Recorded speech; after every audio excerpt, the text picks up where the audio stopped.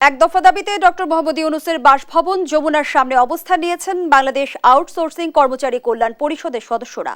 সেখানে আছেন সহকর্মী শাহাদাত নিশাদ। সরাসরি যুক্ত হচ্ছে তার সঙ্গে।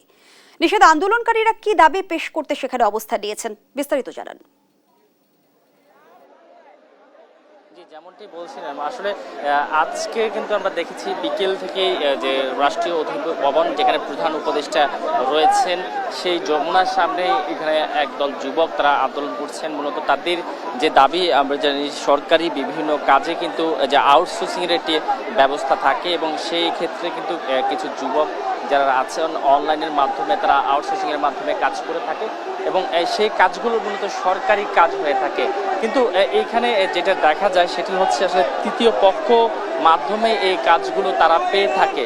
এই ক্ষেত্রে তারা যে দাবিগুলো এখন এক দফা দাবি শুরু করেছে, সেই দাবিটা হচ্ছে তাদেরকে সরকারিকরণ করতে হবে এবং সরকারি যে সকল সুযোগ সুবিধা রয়েছে তাদেরকে সেই সুযোগ সুবিধার আওতায় আনতে হবে।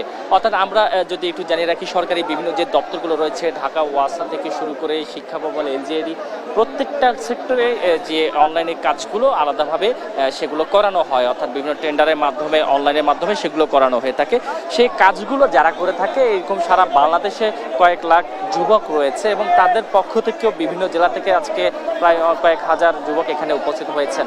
তো তাদের এই দাবির প্রেক্ষিতে তারা কিছুক্ষণ আগে যে কর্মসূচি ঘোষণা দিয়েছে, তাদের এক দফা দাবির প্রেক্ষিতে কিছুক্ষণ আগে প্রধান উপদেষ্টার যে ব্যক্তিগত সহকারী তিনি এসেছিলেন এবং তাদের যে স্মারকলিপি তারা ওনার হাতে স্মারকলিপি দিয়েছেন মাননীয় প্রধান উপদেষ্টা বরাবর, সেই স্মারকলিপিটা কিন্তু ওনার ব্যক্তিগত সহকারী গ্রহণ করেছেন এবং তাদেরকে আশ্বস্ত করেছেন বলেও তিনি জানিয়েছেন।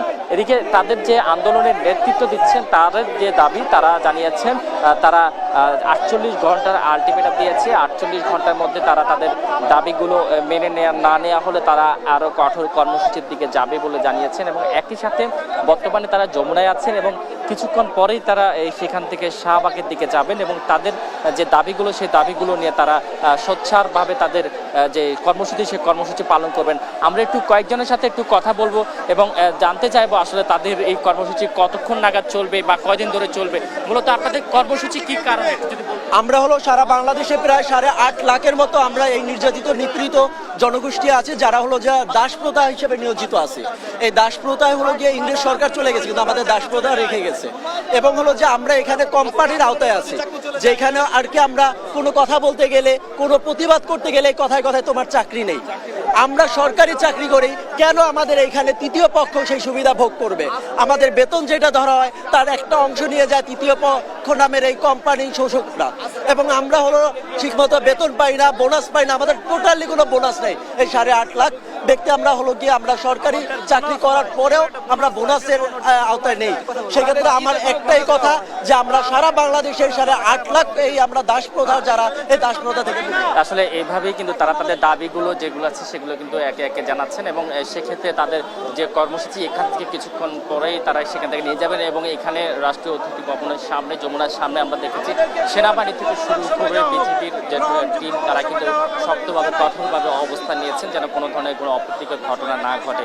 তো এই ছিল যে যমুনার সামনে থেকে আমার কাছে থাকা যে আন্দোলনে এক দফা আন্দোলনের আউটসোর্সিং নিয়ে যারা আন্দোলন করছেন তাদের যে দাবি সে দাবিগুলো নিয়ে এই ছিল যমুনার সামনে থেকে আমার কাছে থাকা সবশেষ খবর।